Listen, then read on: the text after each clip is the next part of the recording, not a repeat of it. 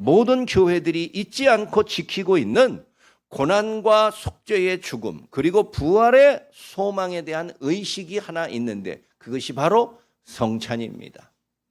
성만찬이라는 예식을 통하여서 예수 그리스도의 고난과 죽으심 그리고 부활까지도 함께 기념하고 기억하는 아주 중대한 예식이라고 말할 수 있을 것입니다.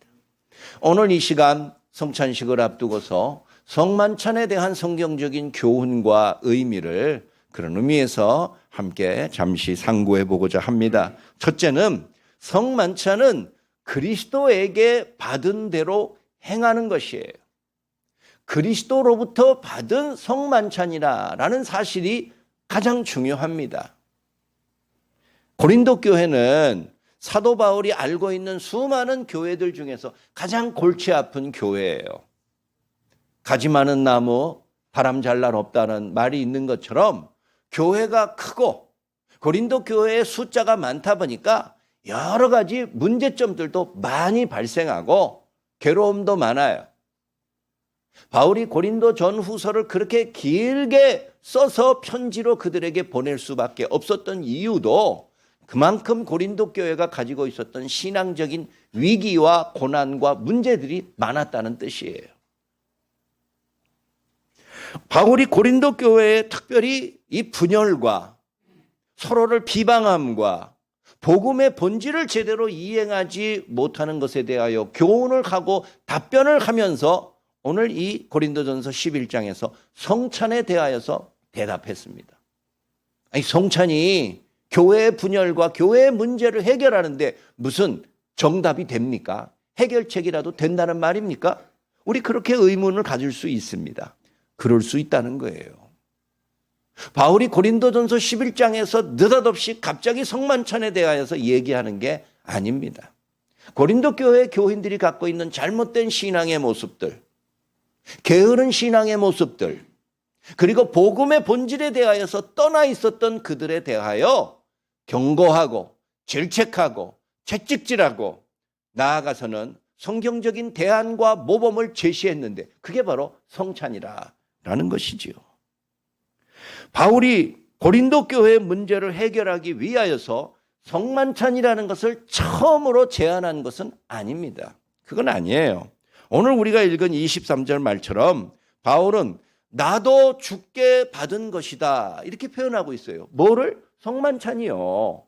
성찬식은 바울이 아이디어 차원에서 고린도 교회에게 제안한 것이 아니라 이미 예수 그리스도가 시작을 하였고 그 시작된 성만찬을 나도 받은 것이다.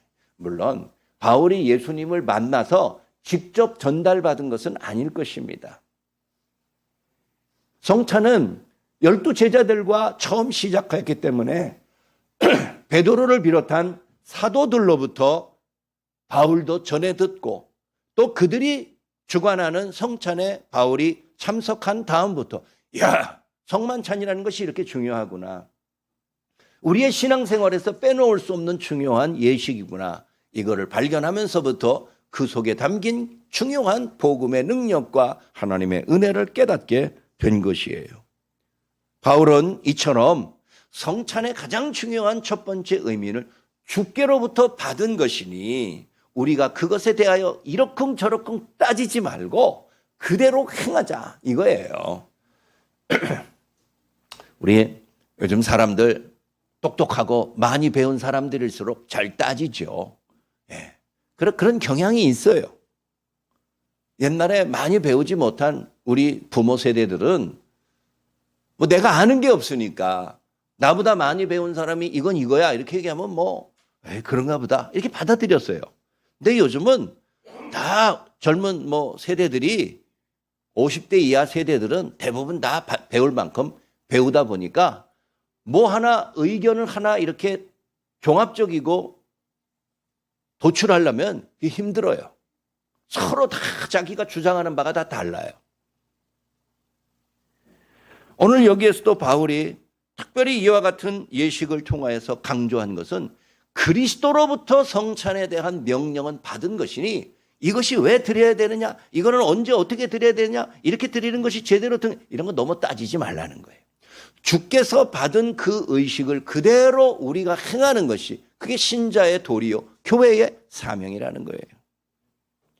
기독교가 2000년 역사 동안에 많은 환란을 겪었습니다. 특별히 예수님 부활 이후에 처음 교회를 세우며 로마를 비롯한 소아시아와 유럽 지역에 계속해서 복음의 전파가 나타나고 예수 믿는 사람들이 다 일어나는 큰 역사를 체험했습니다. 그런데 어느 날 갑자기 로마에서 예수 믿는 사람들에 대한 대박해와 환란이 시작됐습니다. 기독교인이라는 이유 하나만으로 그들이 체포되고 수많은 사람들이 모여있는 원형 경기장에 끌려 들어가서 사자밥이 되었습니다. 예수 믿는 사람들은 드러내놓고 예배를 드릴 수가 없었고 카타콤이라고 부르는 지하 동굴로 숨어 들어가서 말없이 예배를 드렸습니다. 여러분 상상해 보세요. 소리 나지 않게 예배를 드린다는 게 가능합니까? 벌써 내가 소리를 내잖아요. 여러분들은 소리를 내지 않지만 나는 이렇게 마이크 대고 소리를 내요. 저마저 입 다물고 예배 드린다. 글쎄, 그때는 수어가 있었는지 모르겠어요. 손으로 막 이렇게 하는 그 수어가 있잖아요. 말하지 못하는 사람들의 장애인들을 위해서는 수어가. 그것조차도 예배를, 제가 옛날에 대학생 때 그 학생들하고 같이 고아원을 방문했어요. 보육원을 방문했는데 그 보육원은 그냥 보육원이 아니라 이 말하지 못하는 농아들을, 말하지도 듣지 못하는 농아들을 위한 보육원이었어요. 그렇게 가서 우리가 돈을 걷어가지고 그때 무슨 절기였는지 잘 기억은 안 나는데 어쨌든 선물을 사가지고 갔는데 제일 먼저 국민 의례를 해요. 애국가를 부르고 국기에 대한 경례를 하더라고요. 그래서 나는 외부에서 온 손님이라고 그래가지고 맨 앞자리에 불러가지고 앉혔어요. 앉혀서 다 같이 일어나서 애국가를 제창합시다. 그래서 애국가 전주가 나와서 동해물과 백두산이 이렇게 부르는데 뒤에 있는 사람들이 안 불러요. 그런데 내가 시작을 했는데 뒤에 사람들이 안 부른다고 내가 중단할 수가 또 있습니까? 그래서 옆에 있는 친구들하고 눈치만 보면서 애국가를 부르는데 너무 궁금해서요. 내가 궁금해 미칠 지경에. 우리 불러놓고 우리 보고 애국가 부르고 자기들은 안 부르는 거예요. 그래서 내가 이렇게 약간 뒤를 돌아다 봤어요. 그 애들이 손으로 애국가를 부르는 거예요. 말을 못하니까. 내가 그때 감동을 받았어요. 이야, 저러는 수도 있구나. 입으로, 목소리로 애국가를 부르지 않고 손으로 애국가를 표현하는 그런 방법도 있구나. 내가 그때 처음 알았어요. 이 기독교인들이 처음 고난을 당할 때, 박해를 당할 때 그 사람들은 지하로 숨어 들어가서 소리 없이 자기들끼리 예배를 드렸어요. 그런데 이 사람들이 이렇게 로마에서 대박해를 받으면서 왜 우리가 이렇게 갑자기 어느 날 갑자기 우리를 박해하는 거예요. 우리 전도하면서 많이 교회가 부흥되는데 그러다가 나중에 수소문해가지고 왜 행정당국이 왜 로마 사람들이 우리 예수 믿는 사람들을 박해했는지 그 이유를 알고서 경악을 했어요. 그 이유가 뭐냐? 예수 믿는 사람들은 모여가지고 죽은 사람들의 피를 마시고 죽은 사람들의 시체를 나누어 먹는다는 거예요. 그런 이유로 인하여서 저거는 상종 못할 마귀들의 집단이니까 가만 놔두면 안 된다. 이렇게 박해를 했다는 거예요. 성만찬에 대한 오해였어요. 그리스도의 죽은 피를 상징하는 포도주를 마시고 그리스도의 몸을 상징하는 떡을 함께 나누는 것을 실제 그렇게 된 것이다. 물론 고의적으로 그렇게 헛소문을 퍼뜨렸겠죠. 기독교인들을 미워하고 싫어하는 사람들이 그렇게 헛소문을 퍼뜨려가지고 기독교가 그렇게 환란을 당했어요. 여러분 이쯤 되면은 교회는 기독교인들은 다시는 성찬을 하지 않을 것 같아요. 그것 때문에 얻은 피해가 너무 커요. 너무 괴로워요. 그래서 다시는 아니더라도 당분간은 성찬을 멀리해야 되는 것이 합당한 일이에요. 더 이상 오해를 키울 수는 없는 거예요. 그러나 초대교회 신자들은 그런 오해를 듣고서 경악을 했지만 그래도 우리는 포기할 수 없다. 성찬은 주께서 우리에게 명하신 의식이요 하나님의 은혜가 임재하는 특별한 예식이니 우리가 오해를 받고 그로 인하여 수많은 피해와 고통이 오더라도 우리는 결코 이것을 중단할 수 없다. 그것이 기독교 2000년의 역사가 증명하는 것입니다. 전쟁 중에도 상대방의 강압적인 통치 속에서도 지하 땅 속으로 숨어 들어갈 지언정 그 속에서 성찬을 함께 나누며 그리스도가 명령한 이 귀중한 예식 속에 담겨있는 하나님의 은혜와 구속의 의미 그것을 나누는 것이 우리 기독교의 중요한 전통이 되었습니다. 오늘 우리가 자유롭게 밝은 곳에서 성찬을 거행하니 그 기쁨이 더 크고 더 소중하다는 것을 깨닫고 주의 임재를 발견하는 귀한 시간 되기를 간절히 바랍니다. 둘째는 새 언약을 기념하는 것이 그것이 성찬의 의미입니다.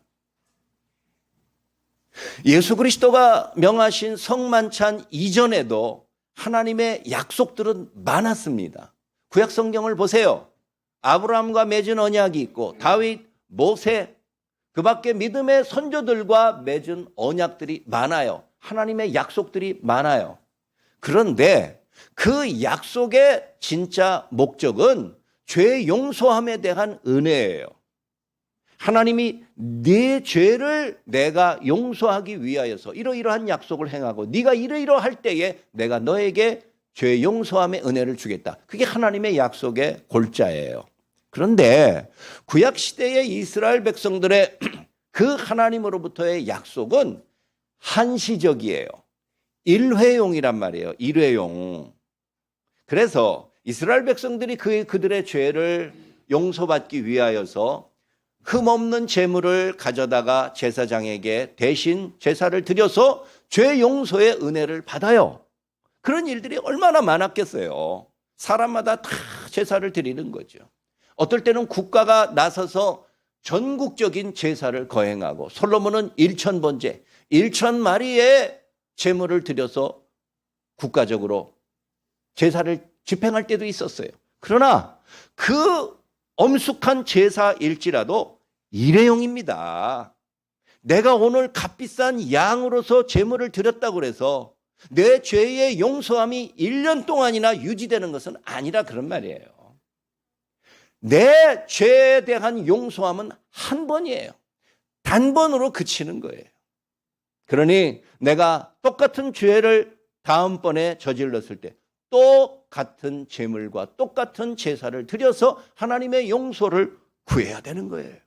그런데 오늘 여기에서 우리가 말씀하신 성경 말씀에 보니까 우리 예수님께서 잔을 나누고 떡을 떼어서 그들에게 주면서 이것은 나와 너 사이에 맺은 새 언약이라 라는 거예요. 새로운 언약이라는 거예요. 아니, 새 언약이 있다면은 구언약도 있다는 거죠. 헌 언약도 옛 언약도 있다라는 뜻이잖아요.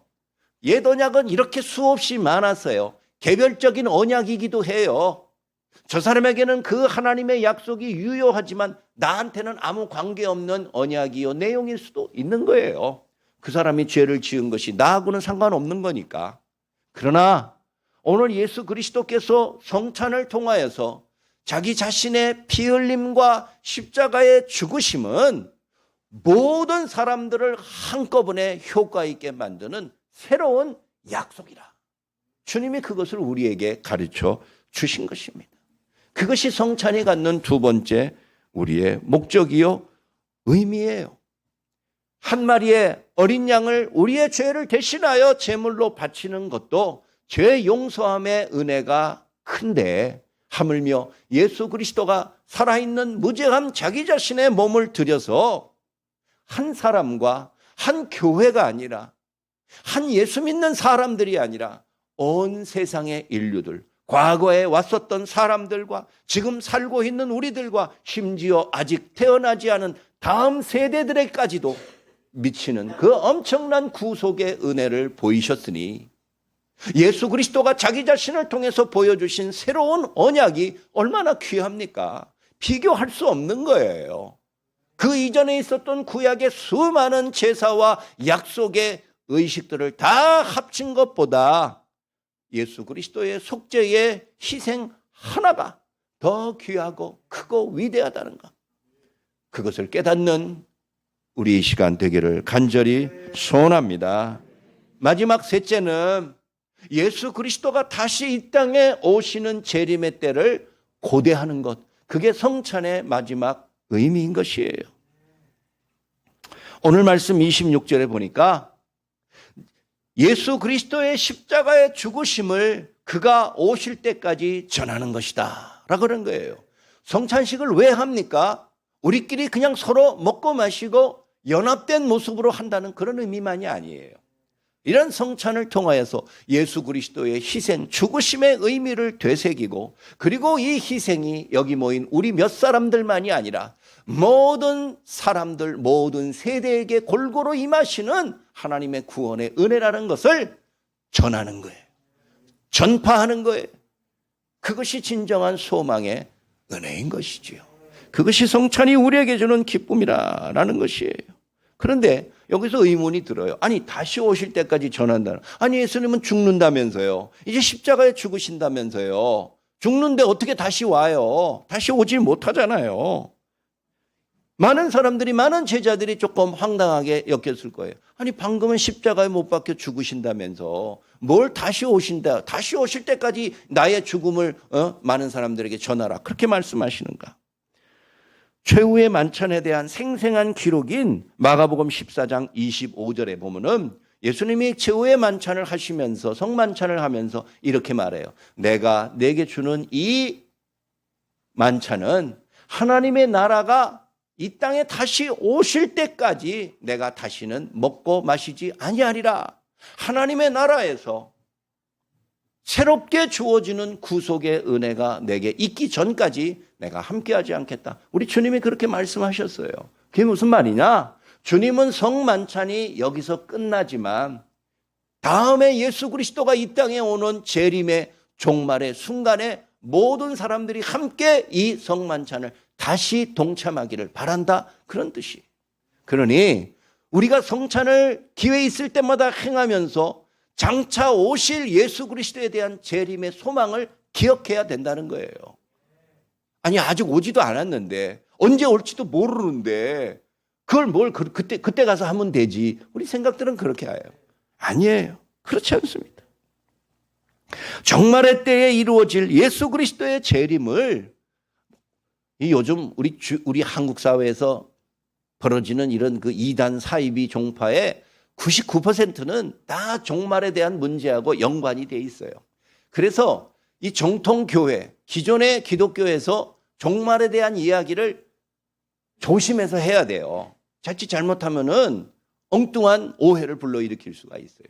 그러나 우리 그리스도인들은 종말에 대한 의식은 분명해야 됩니다. 그리스도가 이 땅에 다시 오신다라는 재림에 대한 소망을 우리가 절대 가볍게 여겨서는 안 된다는 것이죠. 오늘 예수님께서 그렇게 말씀을 행하신 거예요. 그러면 성찬식은 그러면 마지막 의미로 뭐냐? 장차 이 땅에 오시는 예수 그리스도의 재림 때에 있게 될 진정한 천국 잔치, 하나님의 나라에서 벌어지는 완전하게 새로워진 그 만찬의 때를 미리 앞당겨서 이렇게 현재로 끌어들여서 우리가 지금 연습하고 있다, 이걸 아셔야 되는 거예요. 제가 아는 선배 중에 연극계에서 오랫동안 있었던 분이 있어요. 그 선배가 있어요. 근데 이분이 연극에 대하여서 나한테 많이 이야기를 해주고, 실제로 나를 연극 연습하는데, 결혼 전이지만 제가 많이 데려갔어요. 근데 나는 연극은 그때까지는 교회에서 하는 뭐 이상한 우스꽝스러운 연극 이런 거 외에는 실제로 본 적이 없어요. 그런데 그거 하는 사람들 보니까 그 배우들이 얼마나 열심히 연습하는지 옆에 있는 내가 다 감동이 될 지경이에요. 그래서 어떤 연극은 그 들어가는 돈이 엄청납니다. 그 당시만 하더라도 수천만 원 들어가는 공연이 연극이에요. 한 번 하는 게 아니고 매일 해요. 매일. 오후 5시에 한 번 하고 7시 반에 하고 매일 2차례씩 연극을 하는데 2달 동안이나 계속해요. 그러니까 그 연극 배우들은 그게 직업이에요. 자기 하루 2번 공연하는 거예요. 그런데 그 선배에 의하면은 이 연극 배우들이 그렇게 큰 대형 연극을 준비하면서 이제 예를 들면 내일 시작하는 거예요. 내일 저녁에 연극이 이제 개막이 되는데 그 전날 밤이에요. 그 최종 연습을 하는, 우리 그 영어로 리허설이라고 그러잖아요. 리허설 한다라는 것이 최종 연습을 하는 거예요. 그 전에는 최종 연습이 아니기 때문에 옷도 그냥 자기가 잠바 입고 나오고 티셔츠 입고 나오고 그냥 그렇게 연습하면 그게 괜찮아요. 그런데 리허설 할 때는, 마지막 최후의 연습을 할 때는 다 갖추고 나오는 거예요. 의상, 얼굴에 화장, 분장, 가발 쓰는 거, 또 뭐가 있죠? 그 다음에 눈에 보이지 아니하는 사람들의 수고로움이 있어요. 무슨 조명, 무대 뒤에서 지원하는 거, 음악, 미술, 무대 밑에서 또 조작하는 사람들이 있어요. 이런 수많은 사람들이 다 리허설 할 때는 나와가지고 실제 하는 거하고 똑같이 한다는 거예요. 중간에 틀려도 그냥 계속 하는 거예요. 그렇게 다 연습을 하는 거를 내가 마지막으로 보는데, 감동적이에요. 내가 다음 날 돈 주고 이거를 그냥 보지 않고 공짜로 본 걸 얼마나 좋아했겠어요. 근데 똑같이 하는 거예요. 그리고 다 공연이 끝났어요. 그러면 이제 무대가 이렇게 한번 막이 한번 쳐졌다가 다시 한번 쫙 열리잖아요. 그러면 객석에 아무도 없어요. 연습이니까. 아무도 없는데 객석에 사람들이 꽉 찼다는 것을 가정을 하고 이 출연자들이 다 나와서 순서대로 다 인사하고 이런 것까지 다 맞춰요. 그러니까 얼마나 진이 빠지겠어요. 그 사람들이 연습하는데 그렇게 전력 투구를 했으니까. 그런데 그 다음 날부터 매일 2차례씩 이루어지는 공연이 전날 연습한 거하고 하나도 다름없이 계속 매일 2달 동안 진행된다. 여러분, 우리가 오늘 성찬에 참여하는 것은 앞으로 있게 될 하나님의 나라의 진정한 만찬을 위한 리허설인 줄 아세요. 그러나 이것을 연습하듯이 적당히 하는 게 아니에요. 이제는 우리의 참여한 우리밖에 없지만, 주변에서 이와 같은 모습을 보고 구경하는 사람은 없지만, 그러나 이것이 최후의 연습이다. 내일부터는 정말 하나님의 나라가 이 땅에 임하여서 우리 모두가 진정한 하나님 앞에서의 만찬과 기쁨과 구속의 은혜를 함께 나눈다. 이런 열망과 흐트러짐 없는 믿음을 갖고서 오늘 성찬에 참여할 때 그 속에 진정한 기쁨과 하나님의 은혜가 넘치게 될 줄로 믿습니다. 말씀을 마치겠습니다. 성찬은 지금 행하는 것입니다. 현재 우리 눈앞에 이루어지는 사건입니다. 그렇죠. 그러나 성찬은 과거에 있었던 예수 그리스도의 속죄의 은혜를 기억하면서 현재 행하는 의식입니다. 더 나아가서 성찬은 앞으로 이루어지진 않았지만 앞으로 있게 될 미래의 그 사건을 지금 미리 땡겨서 이 현재의 모습 속에서 행하는 것이, 그게 성찬의 기쁨이에요.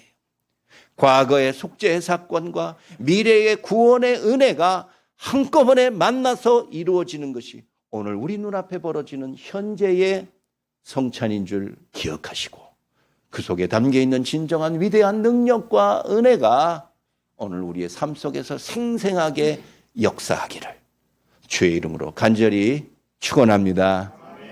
사랑이 많으신 아버지 하나님, 능력과 은혜를 기억하며 감사합니다.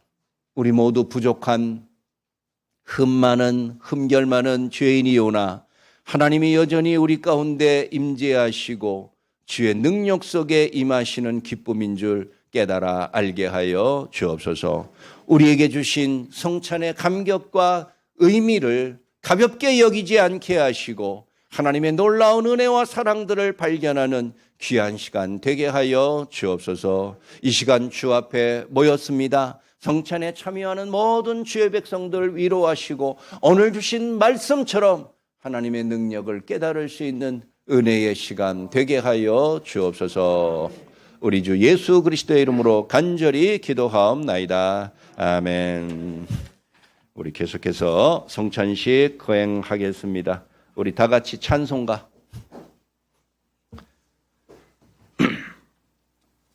228장, 찬송가 228장 부르겠습니다.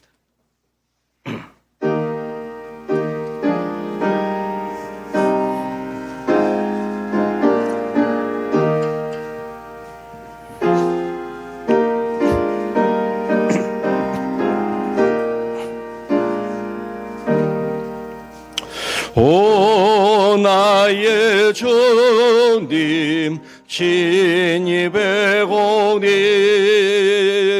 영원한 세계 밝게 나타나 한없는 은혜 길이 누리니 주님께 모든 염려 맡기리. 주님의 떡을 내가 먹으며 주님의 잔을 내가 마시고 금심의 짐을 벗어버리니 죄사함 받아 내 맘 새롭다. 주 예수밖에 도움 없소서.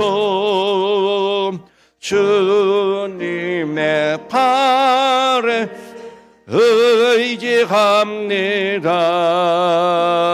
주 권능으로 힘이 솟아서 주 안에 내가 만족합니다. 주님의 성찬 받을 때마다 하늘의 기쁨 미리 맛보고 어린 양 잠시 참여함같이 영원한 복을 내가 누리리.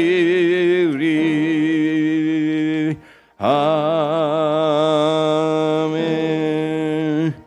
하나님 말씀은 마가복음 14장 22절부터 25절까지를 제가 대표로 읽겠습니다. 그들이 먹을 때에 예수께서 떡을 가지사 축복하시고 떼어 제자들에게 주시며 이르시되 받으라 이것은 내 몸이니라 하시고 또 잔을 가지사 감사기도 하시고 그들에게 주시니 다 이를 마시매 이르시되 이것은 많은 사람을 위하여 흘리는 나의 피 곧 언약의 피니라. 진실로 너희에게 이르노니 내가 포도나무에서 난 것을 하나님의 나라에서 새 것으로 마시는 날까지 다시 마시지 아니하리라 하시니라. 아멘. 오늘 성찬의 의미는 제가 방금 설교로 이미 하였습니다. 그것을 여러분들 대신하시고 우리 성찬 속에 임하시는 은혜, 우리가 조금 아까 부르는 그 228장 찬송의 가사처럼 성찬은 천국의 잔치의 기쁨을 미리 맛보는 거예요. 미리 우리가 땡겨서 맛보는 거예요. 그리고 그날을 소망하면서 이 완전한 기쁨과 소망의 은혜와 그리스도의 재림과 종말을 고대하는 것, 그것이 진정한 성찬의 감격임을 다시 한번 믿고 오늘 이 시간 성찬에 참여하는 귀한 시간 되기를 바랍니다. 예, 우리 성찬에 임하겠습니다.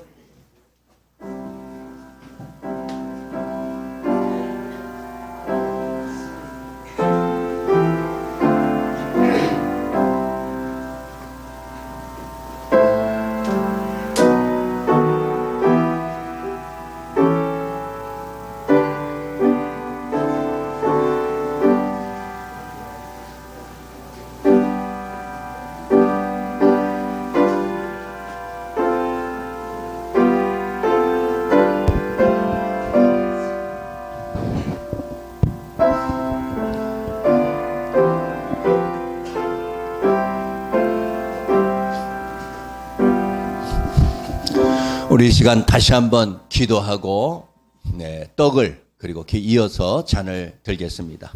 하나님 아버지 감사합니다. 주의 명령에 따라서 오늘도 그리스도의 속죄의 고난과 죽으심과 부활을 기념하는 중요한 때에 나누고자 합니다.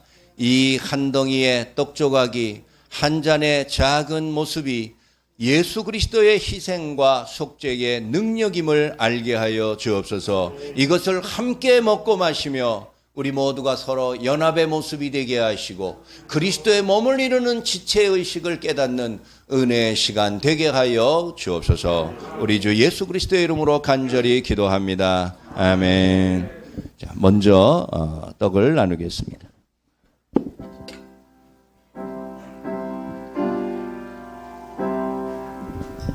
이 떡을 받으신 후에 들지 마시고 가만히 갖고 묵상하시기 바랍니다.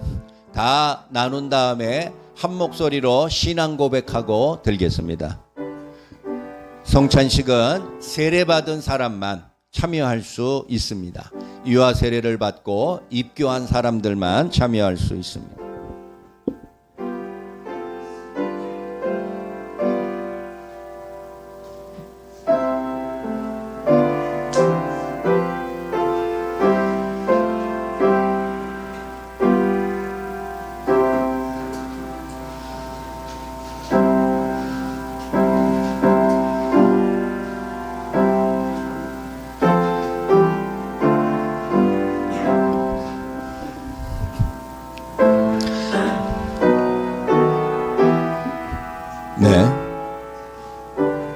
들지 말고 다 여러분들이 갖고 잠시 묵도하시기 바랍니다.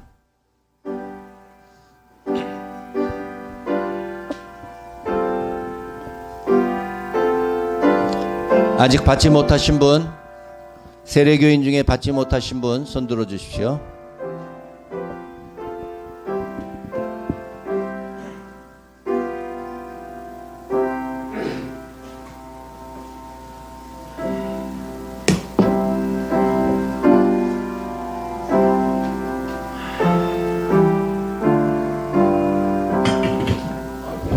다 같이 눈을 뜨시고 이 떡을 들고서 이렇게 함께 고백하며 들겠습니다. 이것은 나를 위해 찢기신 주님의 몸입니다. 이것은 나를 위해 찢기신 주님의 몸입니다. 아멘.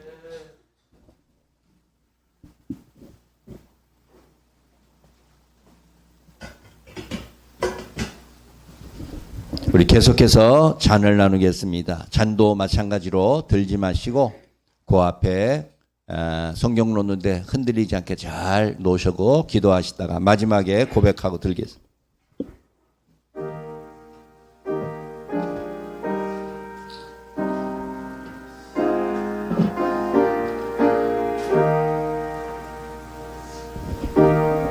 이 잔은 방금 전에 떡을 받은 사람만 받을 수 있습니다. 세례받지 않으신 분들은 잔을 피해 주시기를 바랍니다. 들지 말고 잠깐 앞에 놓고서 묵도하시기 바랍니다.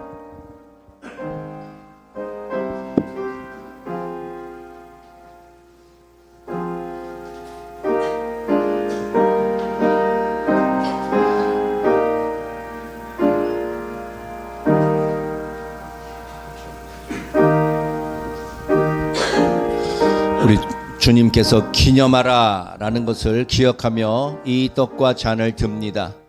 예수 그리스도의 속죄의 죽으심을 기억하는 것이 기념하는 것이고 묵상하는 것이 기념하는 것입니다. 주의 죽으심의 은혜와 속죄의 은총을 다시 한번 돌아보며 이 잔을 감당합니다.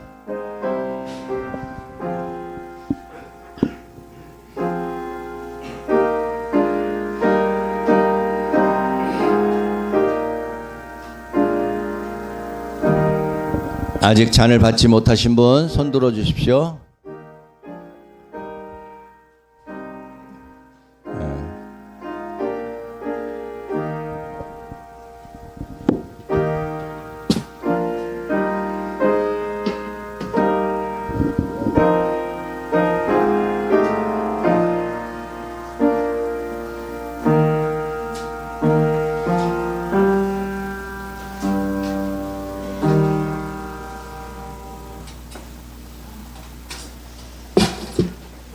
우리 다 같이 눈을 뜨시고 이렇게 고백하겠습니다. 이것은 나를 위해 흘리신 주님의 피입니다.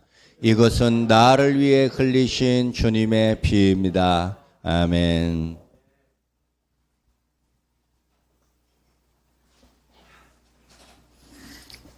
여러분들이 다 든 그 잔은 그냥 그 앞에 떨어지지 않게 잘 이렇게 놓으시면 예배가 다 끝난 후에 우리 성찬위원들이 수고할 것입니다. 그냥 그 자리에 가만 놓으시면 되겠습니다.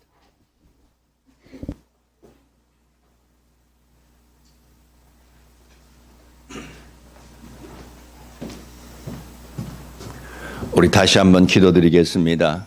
하나님 아버지, 주의 은혜에 감사합니다.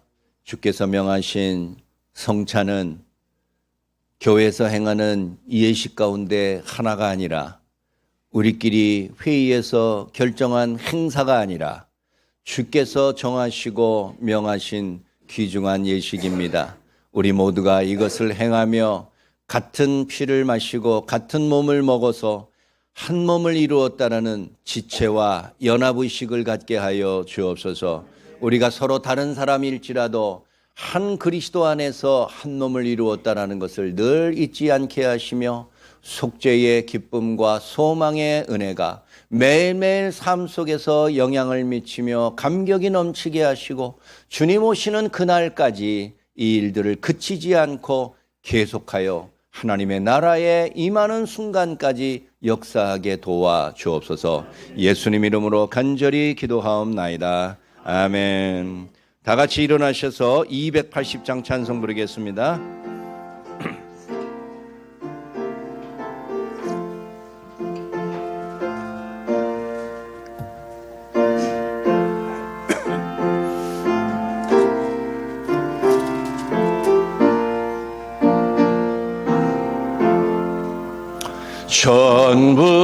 천부역의 죄가 없어서 손 들고 옵니다. 주 나를 외면하시면 나 어디 가리까. 내 죄를 씻기 위하여 피 흘려주시네. 곧 회개하는 마음으로 주 앞에 옵니다. 전부터 계신 주께서 영죽을 죄를 보혈로 구해 주시니 그 사랑 안 없네. 내 죄를 씻기 위하여 피 흘려주시네. 곧 회개하는 마음으로 주 앞에 옵니다. 나 예수 의지함으로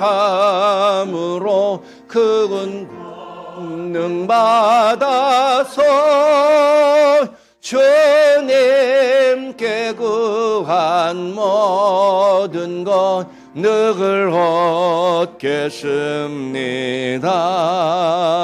내 죄를 씻기 위하여 피 흘려주시네.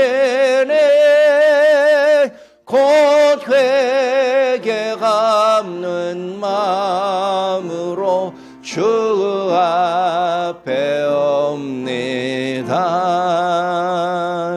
아멘.